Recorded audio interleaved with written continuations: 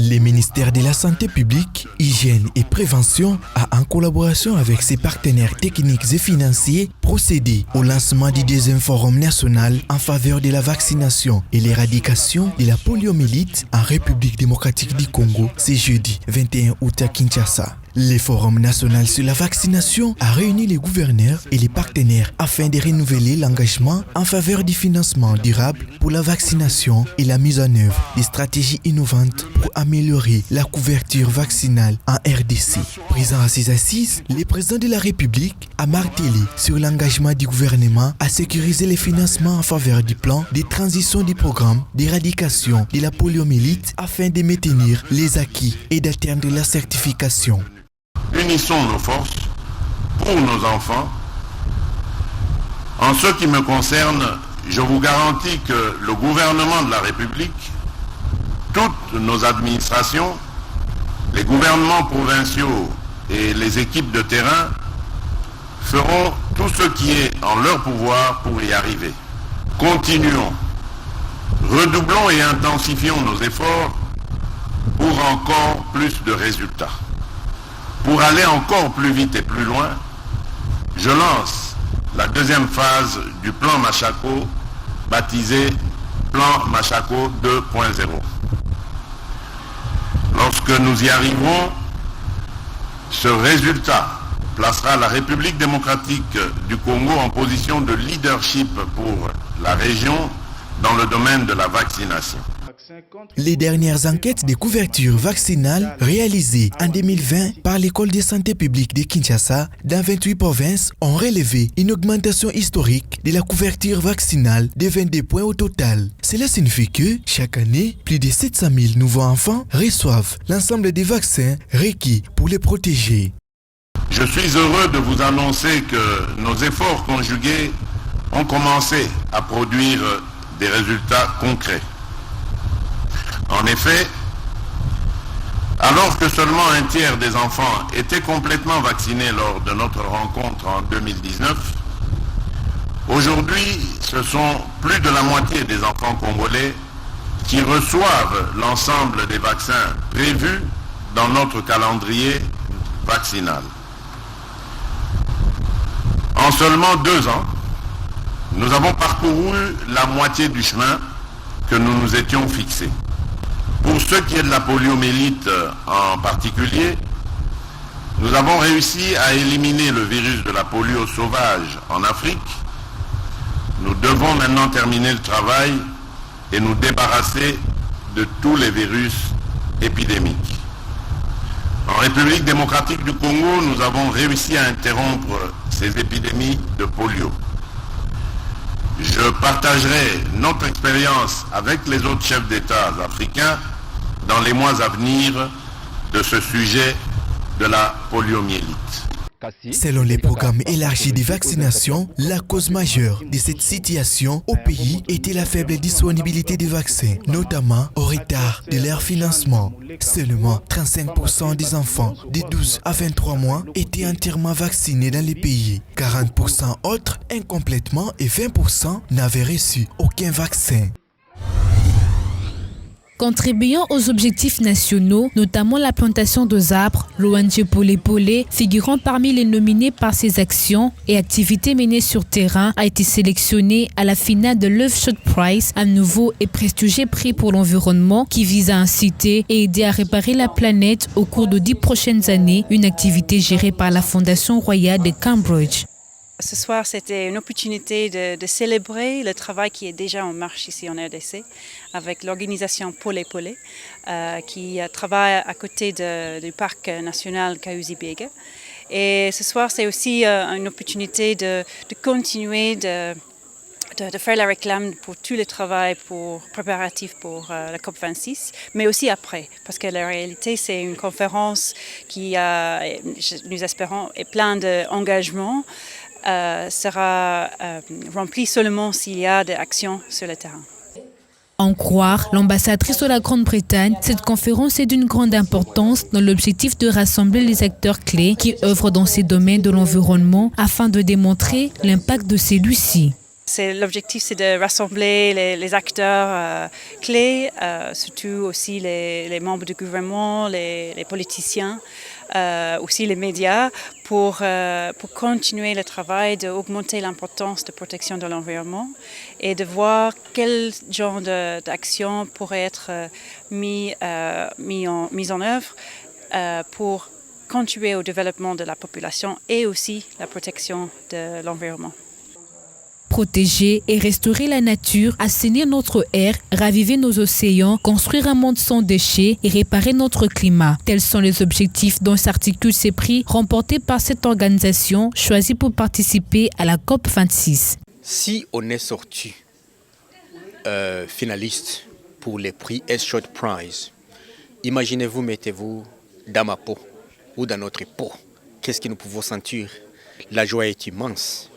D'abord, parce qu'on a travaillé beaucoup, on s'est donné avec amour, on s'est donné de tout cœur, de tout son cœur, de toute son énergie pendant des décennies pour reconstruire, restaurer l'environnement. Et l'environnement qui est la mère de tout le monde. Dans la perspective de la COP26, le Royaume-Uni s'est engagé d'atteindre les objectifs les plus ambitieux en matière de changement climatique parmi les principales économies du monde. Il a adopté une loi visant à réduire les émissions de carbone de 78% d'ici 2050 et apporter un soutien tangible important à l'adaptation et à la croissance verte.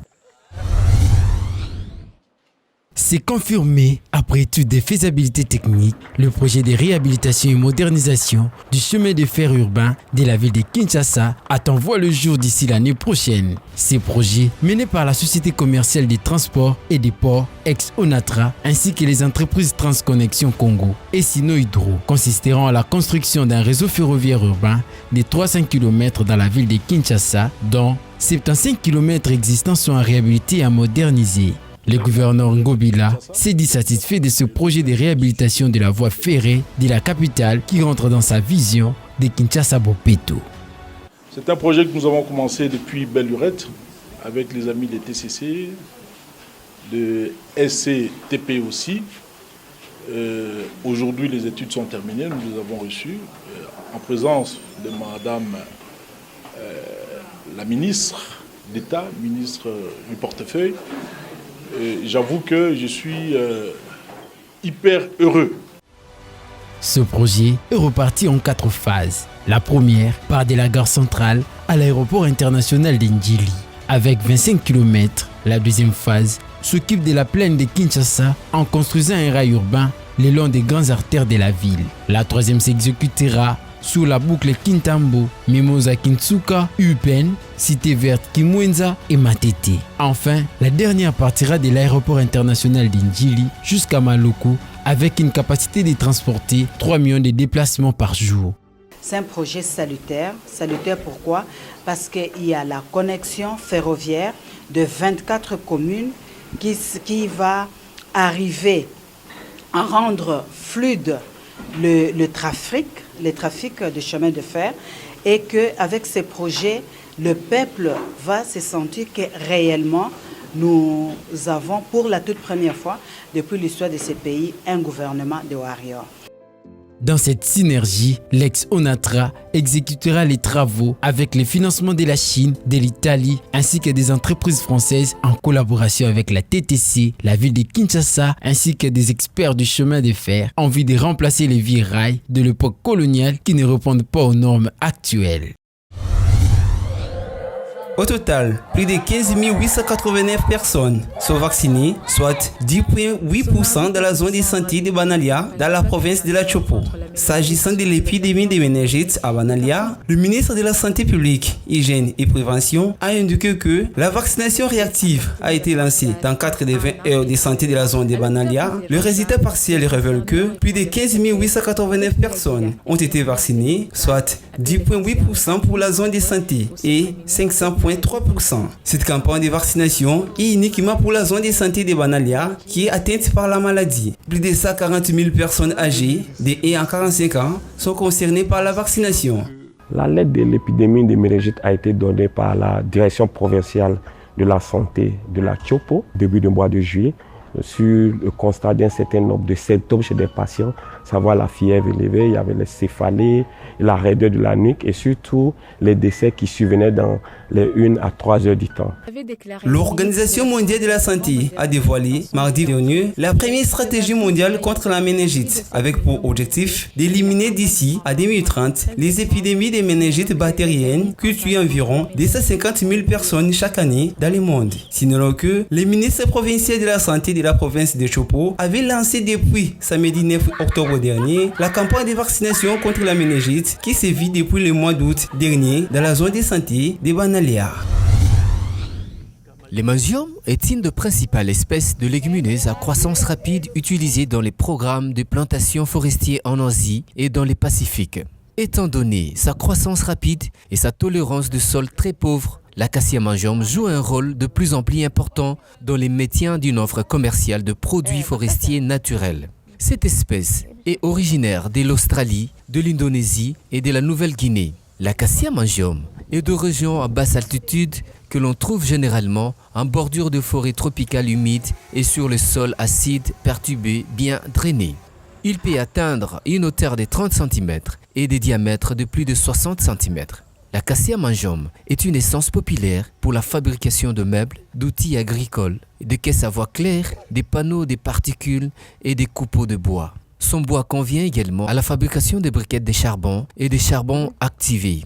Parmi les produits non lignés du miel et d'adhésifs, l'ornementation, l'ombre de long de route ainsi que d'autres usages forestiers urbains. Il est à noter que la sueur de cet arbre donne un substrat de bonne qualité pour la culture de champignons. Comme l'acacia peut pousser sur les sols peu productifs, de nombreux paysans choisissent de la s'aimer pour améliorer la fertilité du sol de terre en jachère.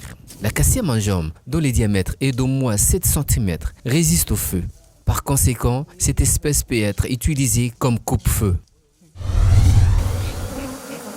Élevage des abeilles pour la production de miel et autres dérivés, l'apiculture se révèle une production qui ne modifie en aucun moment l'usage traditionnel de la forêt selon les apiculteurs. Ici, à Kinzambi, dans le Congo central, la production du miel constitue actuellement une source de potentiel non négligeable de revenus monétaires pour la communauté paysanne. Plus de 50 apiculteurs de ces villages ont témoigné de l'impact socio-économique du miel dans leur ménage. Mes 2 années dans cette activité m'ont aidé à élever mes enfants car je suis veuve. Avec l'argent du miel, je paye les frais scolaires de ma fille qui fait la coupe et couture. Au moment où nous parlons, nous avons déjà 80 riches. Il y a 22 colonisés et puis nous avons aussi des captures qui sont encore dans la forêt. À part les riches, nous avons aussi une plantation d'acacia de 19 hectares, acacia 17 hectares et puis 2 hectares d'arbres fruitiers. L'élevage des abeilles est pratiqué à moyenne échelle dans cette partie du pays. Les riches sont représentés dans chaque groupement et produisent du miel au moins 2 fois par an, soit au mois de mai et août. Et on a constaté que cette activité a amélioré les conditions de vie des paysans parce qu'il y a des enfants qui ont bénéficié de l'apport de vente de miel pour leurs études. Il y a des gens qui ont construit des maisons, il y a des gens qui s'est mariés à partir de ces activités, il y a des gens qui ont payé des véhicules, des femmes, tout ça. Donc l'activité est mixte. Il y a des femmes, il y a des hommes, il y a des enfants aussi qui font cette activité. Être apiculteur ici à Kinzambi, c'est pour développer mon village et préparer l'avenir de mes enfants. J'aime ce travail. Produit à multi-usage et aux vertus innombrables, le miel est utilisé dans l'alimentation, entre dans la composition des médicaments traditionnels et scientifiques et intervient dans le traitement de plus de 28 maladies dont la brûlure est la toux le plus citée.